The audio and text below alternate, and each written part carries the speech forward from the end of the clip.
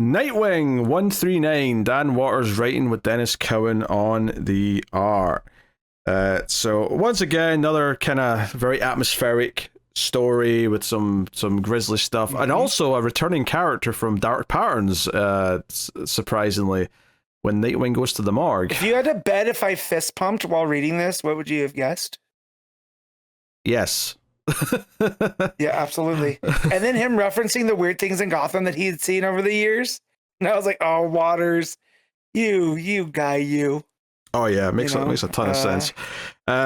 So yeah, I mean, basically, Nightwing went to see that prosecutor last issue to explain that he, wasn't alone in the car and that there's this witch is going around.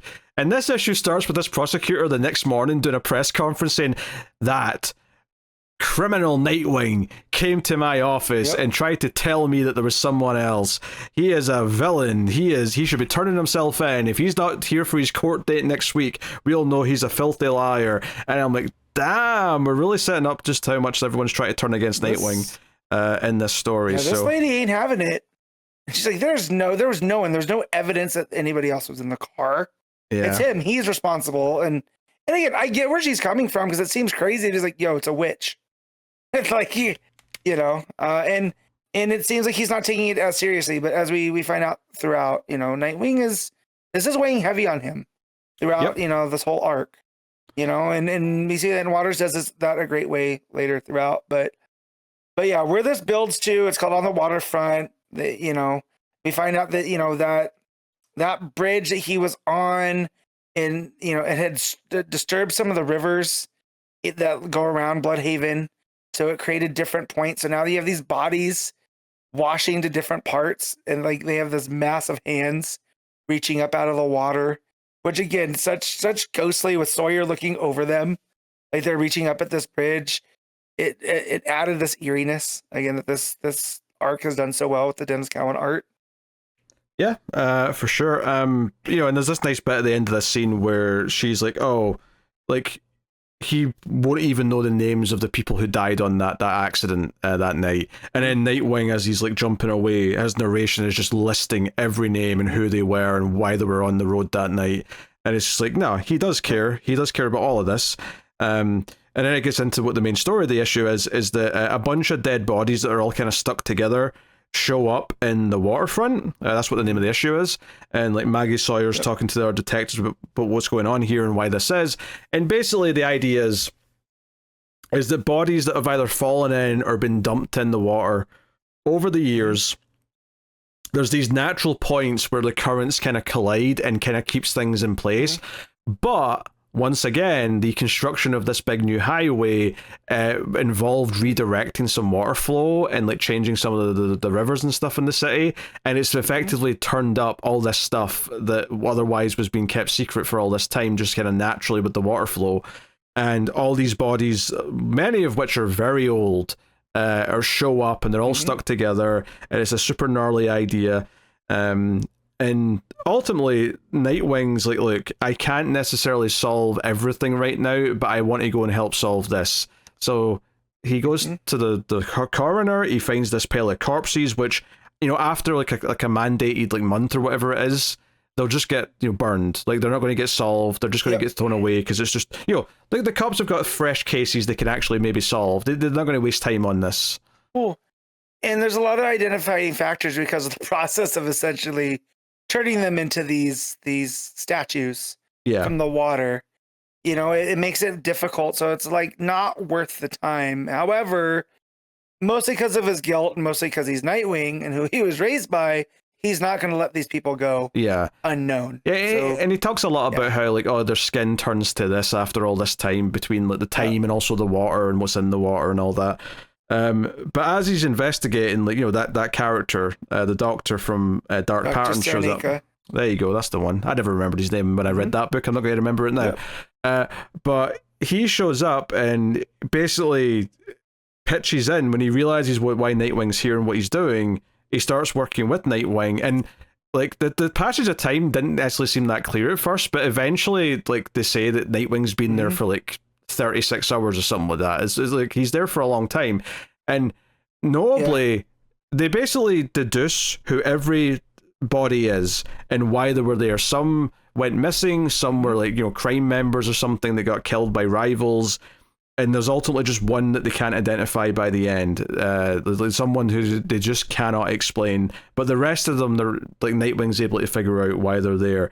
And ultimately the Doctor's like, hey, go home, get sleep, you've been up too long, like there's not much more you can do here. And the whole ending to this, again, is very kind of eerie, but kind of fits into the morality tales that we're doing with Nightwing right now, is that he's in his civvies, he's walking home in the rain, and he ends up at this old church out by the water, and he goes in and he's having all these weird feelings, and the priest is like, hey, come and sit in confession, confess your sins, there's clearly something weighing on you quite a bit. And he's like, he tries to say that he's not religious, but he's like, yeah, most people aren't these days, come and confess anyway. And the priest actually kind of throws out a bit of a Hail Mary and guesses that he's Nightwing, because he fits the kind of the age and size, and he's got all this guilt weighing on him, and he knows what's going on in the news and stuff like that. But there's like a twist here that we don't know is coming as the audience, is that Nightwing isn't just here by chance. He's here because he's basically put two and two together. That final body that he couldn't figure out was killed here and dumped in the water by this priest. Mm-hmm. And the priest, effectively, without saying what it was, because he says this to Nightwing when he's saying, hey, if you admit you're Nightwing, I will never tell anyone. I will take that to my grave. I honor that. But the flip of that is that the reason why he killed this man all these years ago is because this man confessed to something so heinous that he had to kill him. That's what he says. But he can't tell him what it was because he never would.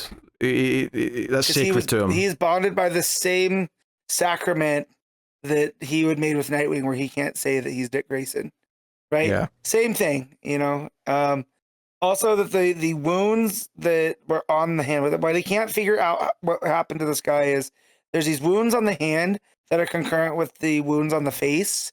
So it seemed like it was a defensive type thing. And then we come to find out that even though he confessed these sins to the priest couldn't let it go. And when the priest comes up with like this heavy pipe to whack him, he turns around and gets on his knees to pray, right? Almost as like a mocking. He drops on his knees, clasps his hands in prayer, but he smiled. Oh, how he smiled. And then it's this really great, panel where everything's in it's in a 9-panel grid, but everything's very in the box until we get to here where the guy has his hands over his face in prayer and the pipe cuts through the panels, right? It's above them. And it really shows that moment, huge, big moment, and that's where Dick's like, I have to take you in, don't run. And you turn the page, and the priest is already running. Yeah, he's already bolted. And this church. They end up on the roof in the rain, so it's very atmospheric. And he's in his, Dick's in his hoodie and jeans or whatever. He's not, in Nightwing gear. And the priest's running, and it's almost like he might jump off the edge. It becomes this thing where, I have to take you in, and he's like, give me an excuse to let you go free. What did he do? And the priest still refuses. I can never reveal that. And Dick's like, but you killed a man. Like, you did something extreme. I can't just let that go. And the priest is like, well, that's all we can do, sinners like us, is we live in worlds of shades of grey. We draw our lines and we never cross them. And we decide that we can live with that because we never cross those lines. And that's why he will not give up what this guy confessed, because he would never give that up. And it's like, okay, he's crossed this line that obviously Batman has about killing, right? And Dick also has that line. But this guy's he's sticking to his ideals no matter what, which almost lends some credence to that he might have had a justifiable reason, as horrific as it is that he killed someone. That this guy did something so heinous that this priest just felt like, well, I can't turn him in, that would break my oaths and all that. So I just have to take him out. I have to take him out of the picture myself. I will apologize to God when I get up there eventually, right? And he also says too that he didn't run for his sake.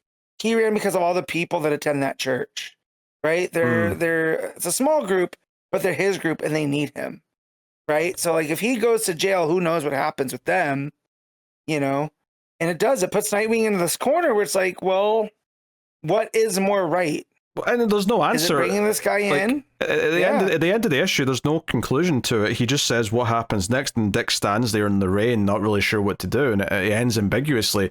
And it almost feels like, yeah, he might just let him, like, because at this point, what does it accomplish by bringing him in? But it's almost like in some way you can respect the way that he's sticking to his ideals. But I love just the dark moodiness of this entire arc that we've had ever since the Witch on the Highway issue. Like, I think it's just, it's all been super atmospheric. It feels like it's exploring a dark side of the mind in a way that's very different from all the Zanny stuff. This feels like it's more like, we've been talking about the mythology of the city and all that, but yeah, there's all these dark undercurrents. Like, this priest murders someone, all these dead bodies are in the river, there's this over here, there's that, like, all this stuff is super cool and creepy.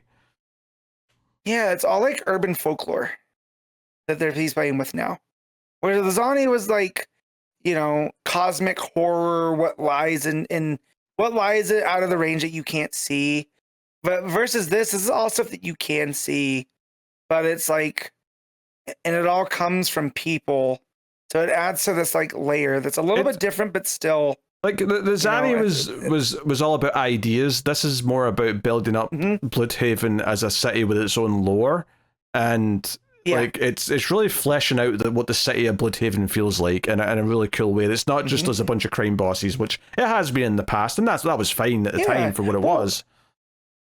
And they are kind of teasing that with the new mayor. Like, we haven't seen a ton of him, but we've definitely seen he has a past tied to all that stuff. Oh sure, yeah. As a lawyer. I'm not saying that stuff isn't still going to be a thing. I'm just saying that this is fleshing out the city to be more than that. Right. Well, that's what I'm talking about. Like, the new mayor is part of all that, yet here's all these other things also. The whole thing with the bridge, right? Because we had her on the highway, right? We had the bridge, the forest, and now the waterfront. So it's even like, it's Waters also like naming parts of the city as he is doing, doing the history of Bloodhaven through like different parts of it. And I think that's a real fun way to go about it. And again, I love like not real or not, right? This is all fictional history. I love a good history. So just the idea that all these bodies have turned up and Waters is going through all who these people were and how, how they operated. Some of them were mobsters. One of them was a copycat Batman, right? And it's just like, wow, Bloodhaven's a wild place to have all this history. And then when you get into some of the stuff that Taylor had put in there, like, it was a whaling town, right? So there was always full of people coming and going. It was never a place of like permanence. This adds to kind of that, where these are the people that are passing through Bloodhaven.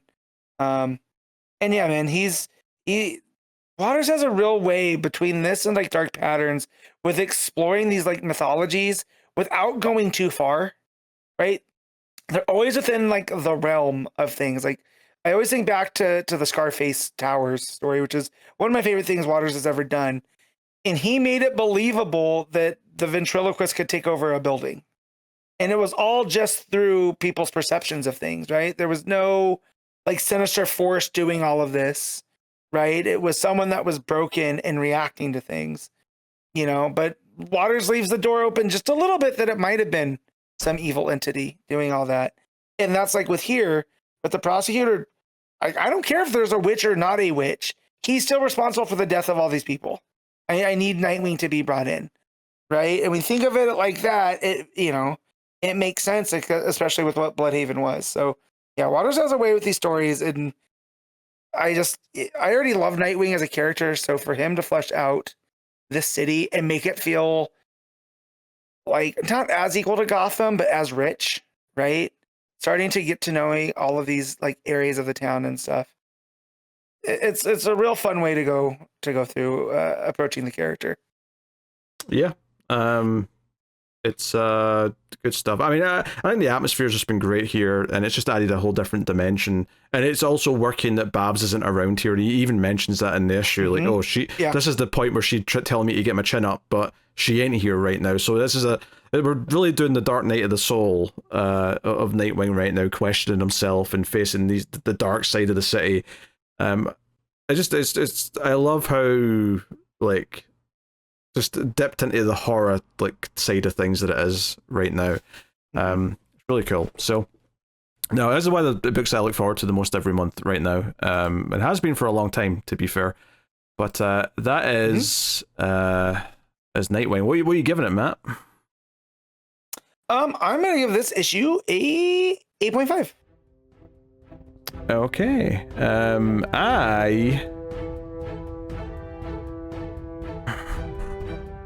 I'll go 9. I'm going to say 9 out of 10.